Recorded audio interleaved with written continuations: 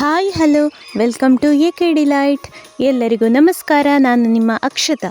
ಇವತ್ತು ನಾನು ರುಚಿಕರವಾದಂತಹ ಬಾಯಲ್ಲಿಟ್ಟರೆ ಕರಗುವಂತಹ 7 ಕಪ್ ರೆಸಿಪಿಯನ್ನು ನಿಮ್ಮ ಮುಂದೆ ತಂದಿದ್ದೇನೆ. ಬನ್ನಿ ಹಾಗಿದ್ರೆ ರುಚಿಕರವಾದಂತಹ 7 ಕಪ್ ಬರ್ಫಿಯನ್ನು ಮಾಡುವ. ಅದಕ್ಕೂ ಮೊದಲು ಯಾರೆಲ್ಲ ನಮ್ಮ ಚಾನೆಲ್ಗೆ ಸಬ್ಸ್ಕ್ರೈಬ್ ಆಗಲಿಲ್ವೋ ಸಬ್ಸ್ಕ್ರೈಬ್ ಮಾಡಿ, ಹಾಗೆ ವಿಡಿಯೋನ ಫುಲ್ ನೋಡಿ ಸಪೋರ್ಟ್ ಮಾಡಿ. ಈ 7 ಕಪ್ ಮಾಡಲಿಕ್ಕೆ ನಾವಿಲ್ಲಿ ಒಂದು ದಪ್ಪ ಬಾಣಲೆಯನ್ನು ಸ್ಟವ್ ಮೇಲೆ ಇಟ್ಟು ಸ್ಟವ್ ಹಚ್ಚಿ ಅದಕ್ಕೆ 1 ಕಪ್ ಆಗುವಷ್ಟು ಹಸುವಿನ ತುಪ್ಪವನ್ನು ಹಾಕಿಕೊಳ್ತಾ ಇದ್ದೇವೆ. ನೋಡಿ, ಈ ಕಪ್ಪಲ್ಲಿ 1 ಕಪ್ ಆಗುವಷ್ಟು ಹಸುವಿನ ತುಪ್ಪ. ಬಾಣಲೆ ಬಿಸಿಯಾದ ಕಾರಣ ತುಪ್ಪ ಕರಗಲಿಕ್ಕೆ ಸ್ಟಾರ್ಟ್ ಆಯಿತು. ಇನ್ನಿದಕ್ಕೆ 1 ಕಪ್ ಆಗುವಷ್ಟು ಹಸುವಿನ ಹಾಲು. ಎಲ್ಲ ಅಳತೆಯನ್ನು ಒಂದೇ ಕಪ್ಪಲ್ಲಿ ತಗೊಳ್ಳಿ.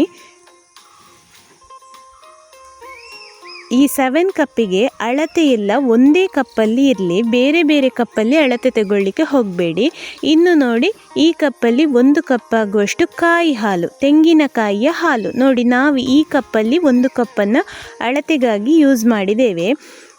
ಹಾಗೆ ಇನ್ನು 3 ಕಪ್ ಆಗುವಷ್ಟು ಸಕ್ಕರೆ.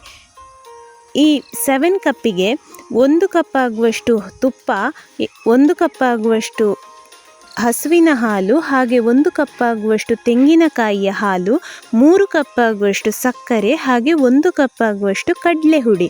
ಇಷ್ಟನ್ನು ಹಾಕಿ ನಾವು 7 ಕಪ್ಪನ್ನು ರೆಡಿ ಮಾಡಿಕೊಳ್ತಾ ಇದ್ದೇವೆ. ಇನ್ನಿದಕ್ಕೆ ನೋಡಿ, 1 ಕಪ್ ಆಗುವಷ್ಟು ಕಡಲೆ ಹುಡಿಯನ್ನು ಈ ರೀತಿ ಜರಡಿ ಮಾಡಿ ಹಾಕಿಕೊಳ್ತಾ ಇದ್ದೇವೆ.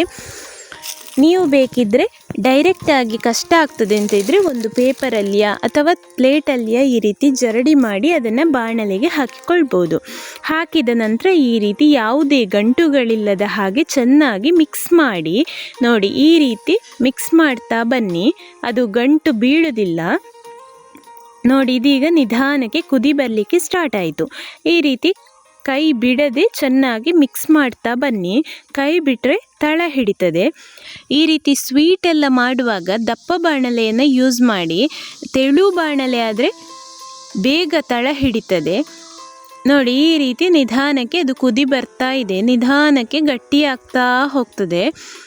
ಸ್ನೇಹಿತರೆ, ಈ 7 ಕಪ್ ರೆಸಿಪಿಗೆ ಬೇಕಾದಂತಹ ಇಂಗ್ರೀಡಿಯೆಂಟ್ಸನ್ನು ಡಿಸ್ಕ್ರಿಪ್ಷನ್ ಬಾಕ್ಸಲ್ಲಿ ಕೊಟ್ಟಿರ್ತೇನೆ.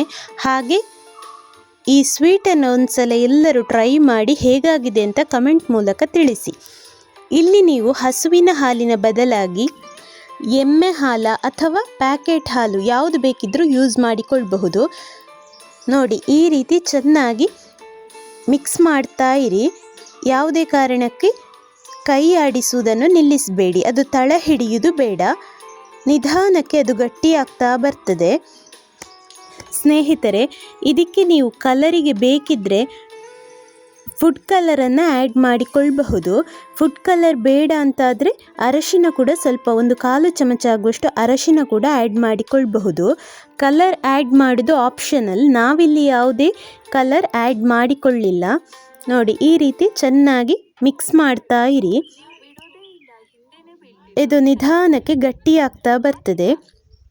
ಕಾಯಿ ಹಾಲು ತೆಗೆಯುವ ವಿಧಾನವನ್ನು ನಾನು ಆಲ್ರೆಡಿ ಪಾಯಸ ರೆಸಿಪಿಯೆಲ್ಲ ಮಾಡುವಾಗ ತೋರಿಸಿಕೊಟ್ಟಿದ್ದೇನೆ. ಹಾಗಾಗಿ ಇಲ್ಲಿ ಕಾಯಿ ಹಾಲು ತೆಗೆಯುವ ವಿಧಾನವನ್ನು ತೋರಿಸಲಿಲ್ಲ. ನೋಡಿ, ಇದೀಗ ನಿಧಾನಕ್ಕೆ ಗಟ್ಟಿಯಾಯಿತು. ಇನ್ನು ಒಂದು ಪ್ಲೇಟಲ್ಲಿ, ನೀವು ಯಾವ ಪ್ಲೇಟಲ್ಲಿ ಹಾಕ್ತೀರಾ ಸ್ವೀಟನ್ನು ಅದೇ ಪ್ಲೇಟಿಗೆ ಸ್ವಲ್ಪ ತುಪ್ಪ ಸವರಿ ರೆಡಿ ಮಾಡಿ ಇಟ್ಟುಕೊಳ್ಳಿ. ನೋಡಿ, ಇದೀಗ ನಿಧಾನಕ್ಕೆ ಗಟ್ಟಿಯಾಗ್ತಾ ಬರ್ತಾ ಇದೆ. ಸ್ವೀಟೆಲ್ಲ ರೆಡಿ ಆದ ಮೇಲೆ ನಮಗೆ ತಟ್ಟೆಗೆ ಅಥವಾ ಪ್ಲೇಟಿಗೆ ತುಪ್ಪ ಸವರಿಕೊಳ್ಳೋದು ಸ್ವಲ್ಪ ಕಷ್ಟ ಆಗ್ತದೆ. ಹಾಗಾಗಿ ಮೊದಲೇ ರೆಡಿ ಮಾಡಿ ಇಟ್ಟುಕೊಳ್ಳಿ.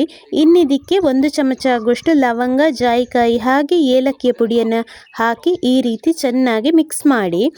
ನೋಡಿ, ಇದೀಗ ಲೈಟಾಗಿ ಕಲರ್ ಚೇಂಜ್ ಆಗ್ತಾ ಬಂತು, ಬ್ರೌನ್ ಕಲರಿಗೆ ಬಂತು, ಲೈಟ್ ಬ್ರೌನ್ ಕಲರಿಗೆ ಬಂತು.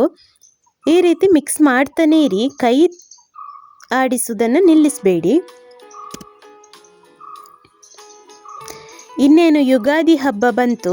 ಎಲ್ಲರೂ ಈ ಸ್ವೀಟನ್ನು ಯುಗಾದಿ ಹಬ್ಬಕ್ಕೆ ಒಂದ್ಸಲ ಖಂಡಿತ ಮಾಡಿ, ಹಾಗೆ ಹೇಗಾಗಿದೆ ಅಂತ ಕಮೆಂಟ್ ಮೂಲಕ ತಿಳಿಸಿ. ನೋಡಿ, ಇದು ನಿಧಾನಕ್ಕೆ ತಳ ಬಿಡಲಿಕ್ಕೆ ಸ್ಟಾರ್ಟ್ ಆಯಿತು. ಹಾಗೆ ನಾವು ಮೇಲಿಂದ ಸ್ವೀಟನ್ನು ನೋಡಿ ಹಾಕುವಾಗ ಅದು ಪದರ ಪದರಾಗಿ ಬರ್ತಾ ಇದೆ. ಇಷ್ಟ ಆದರೆ ಸಾಕು. ಇನ್ನಿದನ್ನು ನಾವು ಆಲ್ರೆಡಿ ತುಪ್ಪ ಸವರಿಟ್ಟುಕೊಂಡಂತಹ ಪ್ಲೇಟಿಗೆ ಹಾಕಿ ಸೆಟ್ ಮಾಡಿಕೊಂಡ್ರೆ ನಮ್ಮ ರುಚಿಕರವಾದಂತಹ 7 ಕಪ್ ರೆಡಿ ಆಗ್ತದೆ. ಇನ್ನು ಇದರ ಮೇಲಿಂದ ಸ್ವಲ್ಪ ತುಪ್ಪವನ್ನು ಹಾಕಿ ಒಂದು ಸ್ಪೂನಿನ ಸಹಾಯದಿಂದ ಲೈಟಾಗಿ ಪ್ರೆಸ್ ಮಾಡಿ ನೋಡಿ, ಈ ರೀತಿ ನಿಧಾನಕ್ಕೆ ಪ್ರೆಸ್ ಮಾಡಿ. ಈ 7 ಕಪ್ ತುಂಬಾ ರುಚಿಯಾಗಿರ್ತದೆ, ಹಾಗೆ ತುಂಬಾ ಸ್ಮೂತಾಗಿ ಬರ್ತದೆ ನೋಡಿ. ಈ ರೀತಿ ಮೆಲ್ಲಗೆ ಪ್ರೆಸ್ ಮಾಡಿ. ಇನ್ನಿದನ್ನು ಕಟ್ ಮಾಡಬೇಕಿದ್ರೆ ಒಂದು 10 ನಿಮಿಷ ಅದು ತಣ್ಣಗಾಗಬೇಕು. 10 ರಿಂದ 15 ನಿಮಿಷ ತಣ್ಣಗಾದ ಮೇಲೆ ನಮಗೆ ಯಾವ ಸೈಜಿಗೆ ಬೇಕೋ ಆ ಸೈಜಿಗೆ ಇದನ್ನು ಕಟ್ ಮಾಡಿಕೊಳ್ಬೇಕು. ಬಿಸಿ ಇರುವಾಗ ಕಟ್ ಮಾಡಿಕೊಳ್ಳಿಕ್ಕೆ ಹೋದರೆ ಅದು ಪುಡಿ ಪುಡಿ ಆಗ್ತದೆ.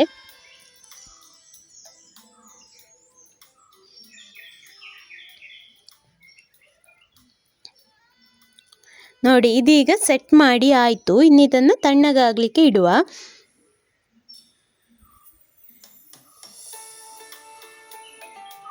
ಇದೀಗ ತಣ್ಣಗಾಗಿದೆ. ಇನ್ನು ನಾವಿಲ್ಲಿ ಕಟ್ಟರಿನ ಸಹಾಯದಿಂದ ನೋಡಿ ಈ ರೀತಿ ಕಟ್ ಮಾಡಿಕೊಳ್ತಾ ಇದ್ದೇವೆ. ನೀವು ಬೇಕಿದ್ದರೆ ಚಾಕುವಿನ ಸಹಾಯದಿಂದ ಕೂಡ ಈ ರೀತಿ ಯಾವ ಶೇಪಲ್ಲಿ ಬೇಕೋ ಆ ಶೇಪಲ್ಲಿ ಕಟ್ ಮಾಡಿಕೊಳ್ಬಹುದು. ಸಣ್ಣ ಸೈಜಿಗೆ ಬೇಕಿದ್ದರೆ ಸಣ್ಣ ಸೈಜಲ್ಲಿ ಕಟ್ ಮಾಡಿ, ಹಾಗೆ ಸ್ವಲ್ಪ ದೊಡ್ಡ ಪೀಸ್ ಬೇಕು ಅಂತಾದರೆ ದೊಡ್ಡಕ್ಕೆ ಕಟ್ ಮಾಡಿ. ನಿಧಾನಕ್ಕೆ ಜಾಗರೂಕತೆಯಿಂದ ಕಟ್ ಮಾಡಿ. ಪುಡಿಯಾಗೋದು ಬೇಡ, ತುಂಬ ತಣ್ಣಗಾಗಿರೋದಿಲ್ಲಲ್ಲ, ಹಾಗಾಗಿ ಅರ್ಜೆಂಟ್ ಮಾಡೋದು ಬೇಡ. ಇನ್ನು ಒಂದು ಪ್ಲೇಟಿಗೆ ನಾವು ಕಟ್ ಮಾಡಿಟ್ಟುಕೊಂಡಂತಹ 7 ಕಪ್ಪನ್ನು ಸಂಪೂರ್ಣವಾಗಿ ತಣ್ಣಗಾದ ಮೇಲೆ ಈ ರೀತಿ ಪ್ಲೇಟಿಗೆ ಹಾಕಿಕೊಳ್ಳಿ. ನೋಡಿ, ಇದೀಗ ಪರ್ಫೆಕ್ಟ್ ಆದಂತಹ 7 ಕಪ್. ತುಂಬಾ ಸುಲಭವಾಗಿ ಮಾಡಬಹುದು, ಹಾಗೆ ತುಂಬಾ ಈಸಿಯಾಗಿ ಮಾಡಬಹುದು. ಪರ್ಫೆಕ್ಟ್ ಅಳತೆಯಲ್ಲಿ ಪರ್ಫೆಕ್ಟಾಗಿ 7 ಕಪ್ಪನ್ನು ಈ ರೀತಿ ಮಾಡಿಕೊಳ್ಳಿ. ನೀವು ತಿನ್ನಿ, ನಿಮ್ಮ ಮನೆಯವರಿಗೂ ಸಿಹಿಯನ್ನು ಹಂಚಿ. ಸ್ನೇಹಿತರೆ, ಹಾಗಿದ್ದರೆ ಈ ವಿಡಿಯೋ ನಿಮಗೆ ಇಷ್ಟ ಆಗಿದ್ದರೆ ಪ್ಲೀಸ್ ಒಂದು ಲೈಕ್ ಕೊಟ್ಟು ಶೇರ್ ಮಾಡಿ, ಸಬ್ಸ್ಕ್ರೈಬ್ ಮಾಡಿ, ಹಾಗೆ ಬೆಲ್ ಐಕಾನನ್ನು ಪ್ರೆಸ್ ಮಾಡಿ. ಮುಂದಿನ ವಿಡಿಯೋದೊಂದಿಗೆ ಸಿಗೋಣ. Thank you.